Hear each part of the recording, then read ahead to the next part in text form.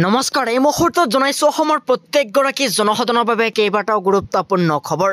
আজি সন্ধিয়াৰ কেইবাটাও গুৰুত্বপূৰ্ণ খবৰ আহি গৈছে। প্ৰচণ্ড ধুমুহা বৰষুণ পৰাপক্ষত গড়ৰ পৰা নোলাব। এই মুহূৰ্তত জনাইছো ৰাজ্যবাসীৰ বাবে এক ডাঙৰ খবৰ। ৰাজ্যত প্ৰচণ্ড ধুমুহা বৰষুণ, অত্যাৱশ্যকীয় কাম নাথাকিলে নোলাব বাহিৰলৈ। বহুকেইখন জিলালৈ জাৰি কৰা হৈছে ৰেড এলাৰ্ট জাৰি। 5 দিনলৈকে ৰাজ্যত ধুমুহা বৰষুণে চলাব তাণ্ডৱ। কেইবাখনো জিলাত শিলাবৃষ্টি, লগতে বতৰ বিজ্ঞান কেন্দ্ৰৰ 20খনকৈ জিলাত হাই এলাৰ্ট জাৰি কৰিছে। তিনিচুকীয়া, ডিব্ৰুগড়, ধেমাজি, লখিমপুৰৰ লগতে কাৰ্বি আংলং, নগাঁও, হোজাই, মৰিগাঁৱৰ লগতে দৰং, কামৰূপ মেট্ৰ', দক্ষিণ কাৰ্বি আংলঙৰ লগতে শ্ৰীভূমি, হাইলাকান্দি, কাছাৰ, বৰপেটাত হ'ব প্ৰচণ্ড বৰষুণ ধুমুহা। এই মুহূৰ্তত জনাইছো আমাৰ দ্বিতীয় নম্বৰ খবৰটোলৈ। আমাৰ দ্বিতীয় নম্বৰ খবৰটো আছে ডাঙৰ খবৰ। সাজু হওক ৰাজ্যৰ লাখ লাখ মহিলা। 17 ছেপ্টেম্বৰত ভাগ্য উদয় হ'ব 40 লাখ পৰিয়ালৰ। সাজু হওক ৰাজ্যৰ লাখ লাখ মহিলা। ছেপ্টেম্বৰ মাহৰ 17 তাৰিখে ভাগ্য উদয় হ'ব মহিলাসকলৰ। আহি গৈছে অৰুণোদয় 3.0।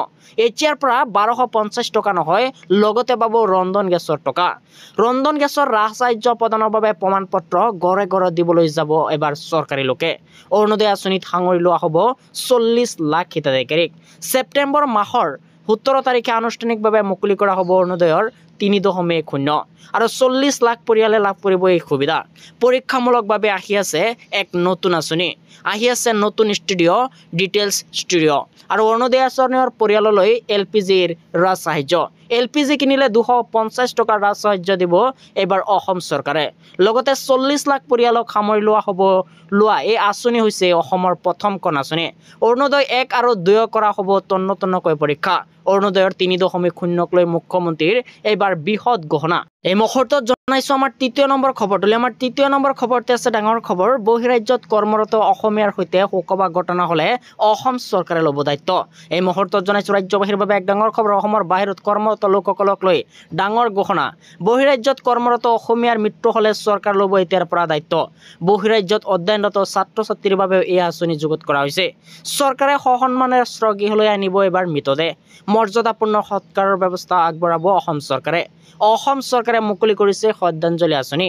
অসম আৰক্ষীৰ বিশেষ বিভাগে কৰিব চোৱা চিতা। এনে অনাকাংক্ষিত বিপদত পৰিলে ডাইল কৰক 112 আৰু অসম আৰক্ষীৰ বিশেষ বিভাগে ল'ব ব্যৱস্থা। আৰু এই কথা ঘোষণা কৰিছে মুখ্যমন্ত্ৰী হিমন্ত বিশ্ব শৰ্মাই।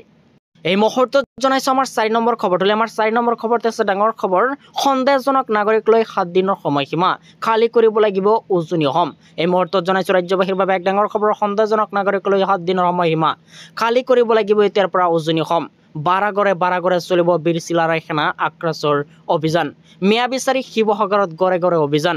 কোনো মিয়াক থাকিবলৈ দিয়া নহ'ব এইবাৰ শিৱসাগৰত। চৰকাৰৰ উচ্ছেদ অভিযানক সমৰ্থন জনাই এই মন্তব্য বীৰ চিলাৰায় সেনাৰ। উচ্ছেদিত ঠাইত কোনো সন্দেহজনক লোক মিয়াই পুনৰ আহিব নোৱাৰিব। অচিনাকি লোকৰ ঘৰত বাৰালৈ দি দিব আৰু ঘৰে ঘৰে গৈ বাৰাতীয়াৰ নথি পত্ৰ পৰীক্ষা এইবাৰ খিলঞ্জীয়া দল সংগঠন।